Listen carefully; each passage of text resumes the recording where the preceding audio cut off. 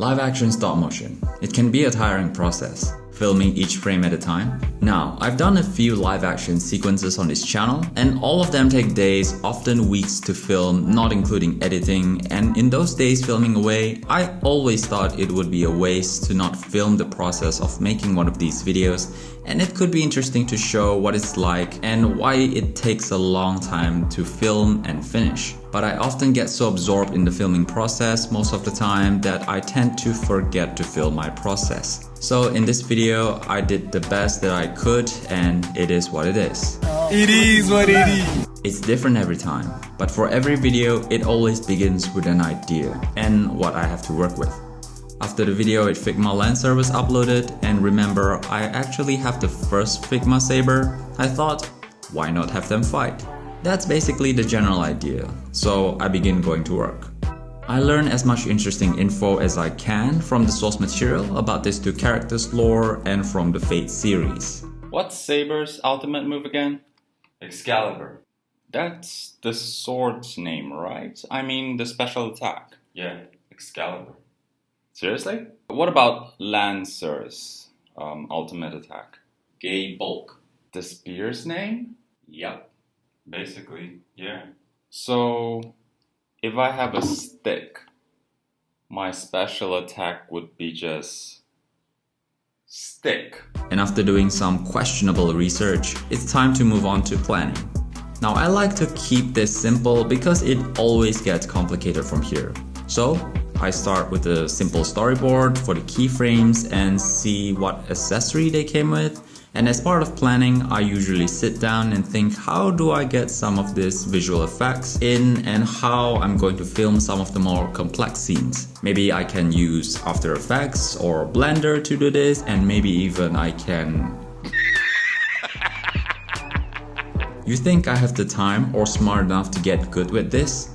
I barely have enough time as is to film a 10-second stop motion video, so I'll stick with Final Cut because that's the platform that I learned editing with, and it's also because that's all I have.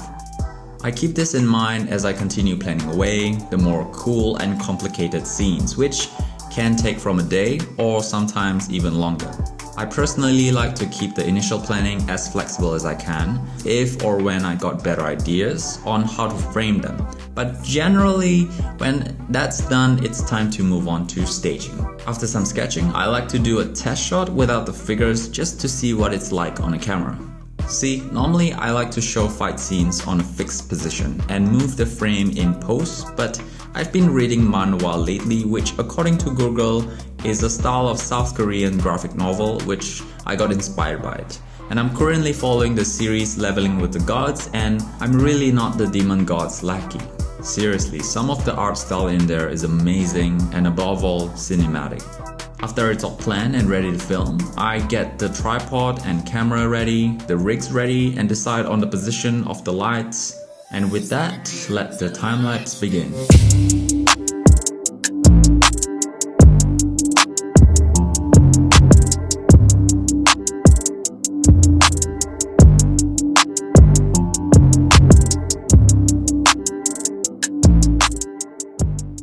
I of course remember to always shoot a blank frame so I can remove the rigs in post whenever the rigs is used during filming, especially if the camera will be moving along with the figures. Well, some of you might be wondering, how do I film something that my rig won't extend? Like if the subject is flying off frame and things like that. Well, I totally use my totally professional rig thingamajig, which I don't have. Fine, I'll just use my own hands. Fine. I'll do it myself. Now this is not easy, and often I have to make several retakes, but it is what it is. It is what it is. And I also got this cool piece of light equipment that I found on the cheap, where it's designed to use in swimming pool, and it comes with a remote control to change the colors and use during filming to make the visual effects more believable. And remember when I say that I like to keep the initial planning flexible? Because sometimes this happens. Hey, so you're filming right now? Yeah, what's up? Sorry, I found this really cool action fight scene and I think you can edit it. So, you want me to scrap 2 hours of work? Yeah. Stick! And sometimes when I'm on a break between filmings, I like to mess around with the stick, trying to understand the mechanics of a swing or a movement. I also try to get some ideas which can make the initial planning from a meh to a not bad, not bad. This is one of the biggest reasons why sometimes it can take a day of filming into weeks of filming because of new plannings and to get a better shot. This is also the point in time where I get used to and discover what the figure allows me to do. From the articulation, the accessories that came with them, which is also why I made the animator reviews, like the Figma Lancer and also the Animators Review Bodygoon series. Check that out if you wanted to see how my experience was filming with Figma Lancer and Bodygoon. Now after a long and arduous filming process, it's time to transfer the 10-second file into Final Cut, which is...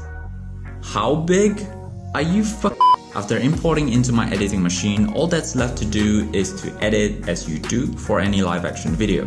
With the blank shots, I remove all the rigs and edit all the visual effects which I've downloaded from Production Create, or just do them from scratch with the mouse tool, which is what I'm going to do for these scenes. And after that, I edit some sound effects as you do and export the file, and there you have it.